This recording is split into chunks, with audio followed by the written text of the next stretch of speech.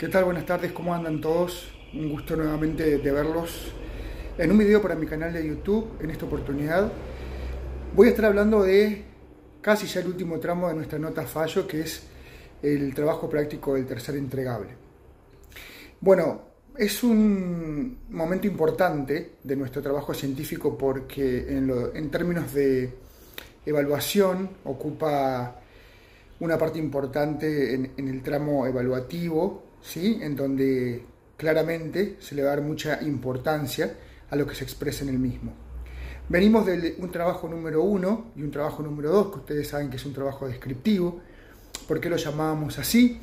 Porque recuerdan que en el primer trabajo práctico tuvimos que identificar, desarrollar y conceptualizar el problema jurídico, que vendría a ser como, por así decirlo, la cáscara o el continente de un concepto teórico que se problematizó, o una norma jurídica problematizada, o un hecho problematizado cuando nos referíamos a la prueba. En el trabajo número 2 tuvimos que hacer una descripción de la ratio Decidendi, en donde íbamos a hilvanar en forma ordenada aquel hilo argumental en el cual los jueces se basaron para justificar su decisión. Y finalmente llegamos a lo que es la fase crítica. ¿Por qué le llamamos fase crítica? Le llamamos fase crítica porque en esta oportunidad vamos a poner en duda, con una pregunta inicial para poder abordar nuestro trabajo, que ¿es acertado o son acertados los argumentos o es acertada la línea argumental que utilizó la Corte Suprema o el Tribunal Superior de la provincia, dependiendo en dónde se encuentren, para justificar la decisión? Entonces, es crítico porque al partir de esta pregunta inicial, que yo la sugiero como para arrancar con nuestra redacción de este tercer trabajo práctico, vamos a tener que recurrir a antecedentes. Estos antecedentes son antecedentes legislativos. Acá tengo mi compañero de video. Antecedentes legislativos, doctrinarios y jurisprudenciales. Ahora bien, dijimos que esta fase crítica era una fase donde estaba compuesta por dos partes. ¿Por qué por dos partes? Porque la primera parte vamos a desarrollar o describir el análisis conceptual de nuestra nota fallo. ¿Qué significa esto? Ahora lo vamos a ver en un ratito. Y la segunda parte es la postura del autor o de la autora. Cuando nosotros tengamos que definir lo que es el análisis conceptual de nuestra nota fallo, como dije anteriormente, íbamos a recurrir a antecedentes. ¿Por qué? Porque si partimos de la pregunta de si es acertado o no la línea argumental o los argumentos del tribunal, debemos recurrir a ver qué nos puede aportar una fuente externa. Fíjense, y acá razonamos por qué deja de ser descriptiva. Deja de ser descriptiva porque ya no todos los elementos constructivos de nuestro trabajo final van a emerger del fallo, sino que vamos a recurrir a qué aporte nos pueden dar fuentes externas para poder abonar o para poder corregir esa postura de la Corte Suprema en el fallo que nosotros elegimos como sustento, como sustrato natural de nuestra nota a fallo, ¿verdad? Por tal motivo, acá lo importante es que ustedes puedan identificar entonces que no todo aquel antecedente va a convertirse en fuente. Ahora vamos a ver qué necesita un antecedente para convertirse en fuente, pero sí, ustedes tengan presente que en esta parte crítica se divide en dos partes, y eso es lo que tienen que tener, por supuesto, presente. Ahora bien, si bien el trabajo práctico número 3 le exige a ustedes también la construcción de un sumario. ¿Esto qué significa? Significa que ustedes, por así decirlo, tendrían que construir un índice. No es lo mismo a los fines metodológicos, pero el sumario es una estructura de apartados o de subtítulos que así comienza su nota fallo, que le va a permitir ordenar, por supuesto, la expresión de sus ideas y también le va a permitir al lector ordenar su lectura. ¿Cómo comienza este sumario? Este sumario va a comenzar por el punto número 1.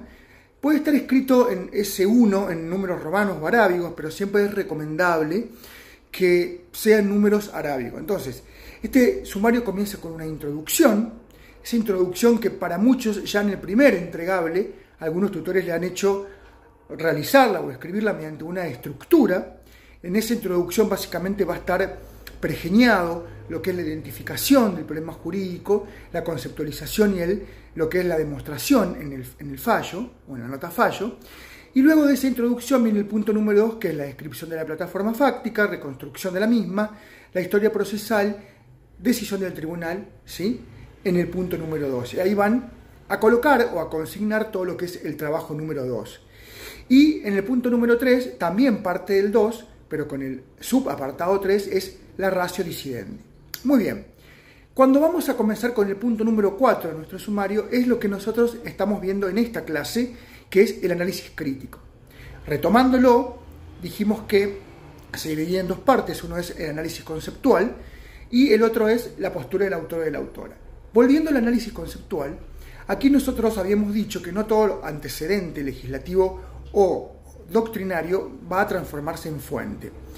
Para que sea fuente, es decir, para que se torne en un sustrato importante para poder volcarlo a nuestra nota fallo, tiene que tener características, tanto sea la doctrina como la jurisprudencia. Las características son de la pertinencia, la fuente tiene que ser pertinente, la fuente tiene que ser especializada y la fuente tiene que ser actualizada. ¿Qué significa que sea pertinente? Significa que aquellos antecedentes que yo leí voy a seleccionar aquellos que tengan más combinación o que estén más emparentados o que realmente me aporte en fines argumentativos a mi categoría conceptual o problema teorizado que yo elegí en mi nota fallo.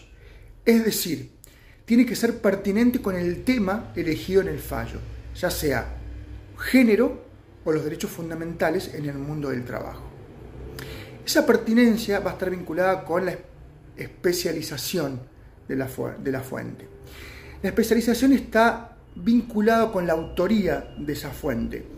Es decir, deben ser autores que sean conocidos porque su autoría es de renombre en lo que es la dogmática de la ciencia que se está analizando, ya sea género o laboral, porque son autores que escribieron o escriben actualmente con un grado de asiduidad que me permite inferir que esa fuente es especializada en la temática que nosotros estamos eligiendo.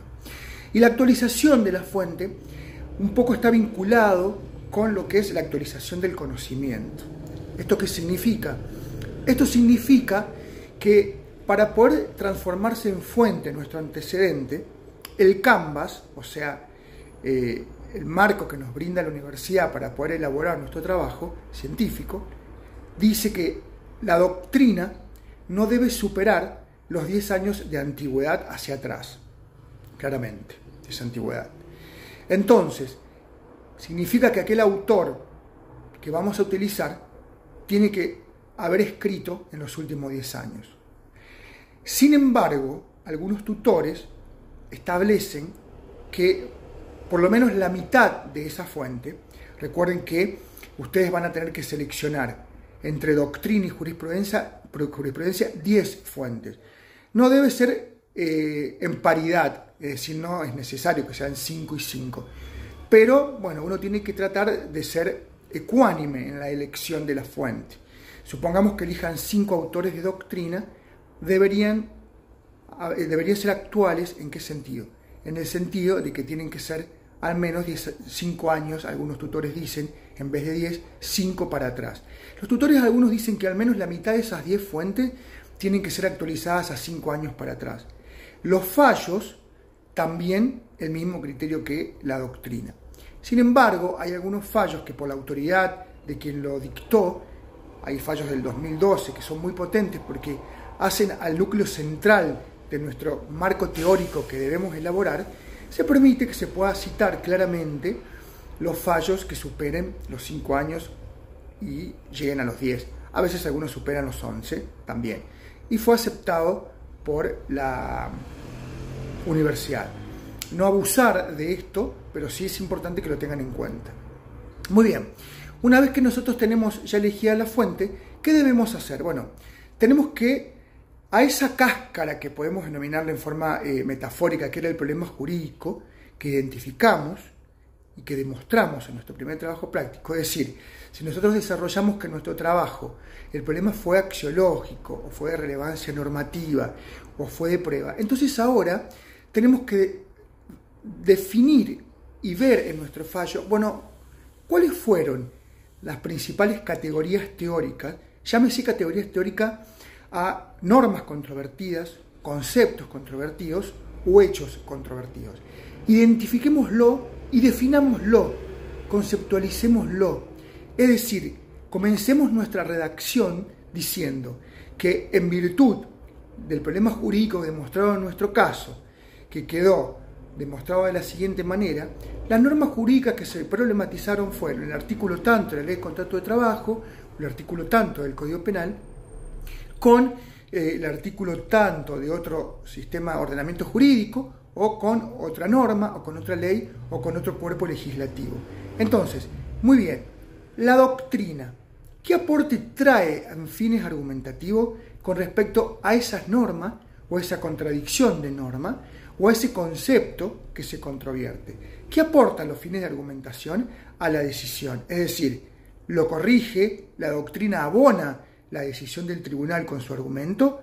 Entonces ustedes van a tener que escribir, si eligen un concepto problematizado o un concepto teórico como por ejemplo despido discriminatorio o nociones lingüísticas problematizadas, puede ser en género el tema de relación de pareja, ¿sí? Contacto físico, muchas veces se problematiza nociones lingüísticas que necesitamos perfilar, identificar y necesitamos interpretar para poder decir si la Corte estuvo o no acertada en su razonamiento.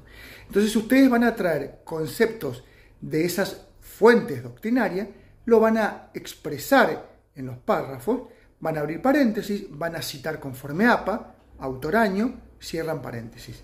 Lo mismo si tienen que citar una ley, una constitución o un artículo de una ley. Abren paréntesis, van al manual de APA, se fijan cómo se adecua cita en el texto, cierran paréntesis y ya están cumpliendo con la normativa. Ahora bien, una vez que nosotros hacemos esta elaboración de este marco teórico, ¿sí? Nosotros debemos comenzar a analizar o descubrir o identificar cómo trata nuestro sistema de ordenamiento interno y externo ese problema que se problematizó.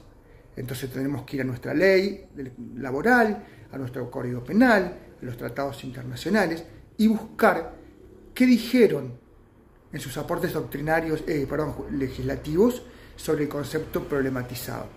De la misma manera, esta categoría conceptual, que vendría a ser el contenido de aquel problema jurídico que se identificó, que fue problematizado, aparece también que fue desarrollado en determinados otros antecedentes jurisprudenciales que la Corte o los tribunales fueron tratando a lo largo de su elaboración judicial para poder hoy traerlos a nuestro fallo. Recuerden que no está permitido las citas textuales, es decir, no están permitidas por más de 2 veces, como mucho en nuestra nota fallo. Parafraseen, utilicen la creatividad para extraer la idea principal de un texto, de una ley o de un fallo para traerlo al de ustedes. Una vez que nosotros elaboramos esta primera parte de nuestro análisis crítico, deberíamos ir a un tema que es la postura del autor o de la autora. Este tema es importantísimo porque va a ser evaluado incluso en la etapa de la CAE de defensa oral, donde ustedes no van a emitir una opinión, sino que van a sentar un posicionamiento diciendo si está de acuerdo o no con la postura de la Corte. Esto se puede escribir en una carilla y media 2 de Word como postura del autor, y van a decir o van a reforzar ya sea un argumento que utilizaron en el punto anterior, en el análisis conceptual, marco teórico, van a posicionarse ustedes jurídicamente. Eso es postura del autor, es opinar pero posicionado con argumentos jurídicos, y una vez que se posicionan pueden incluso incorporar un argumento jurídico nuevo que avale su posición. Si no lo encuentran, van a guardarse algún argumento de la doctrina o de la jurisprudencia que ustedes se sienten identificados y lo van a consignar como sustento a su posicionamiento ante la postura de la Corte que eligió para sustentar el fallo. Es decir, postura es posicionamiento crítico con un argumento jurídico a favor o en contra de lo que la Corte estableció, bien fundamentado y bien razonado. Una vez terminado esto, se termina este trabajo práctico número 3, ya casi es la mitad de nuestro trabajo práctico, de nuestra nota fallo, y estarían en condiciones luego de abordar en un cuarto trabajo la conclusión y un repaso de todo lo que ustedes escribieron en su trabajo. Si les gustó la clase, suscríbanse a mi canal y nos veremos pronto para una nueva clase, la final, sobre la estructura de la nota fallo. Nos vemos.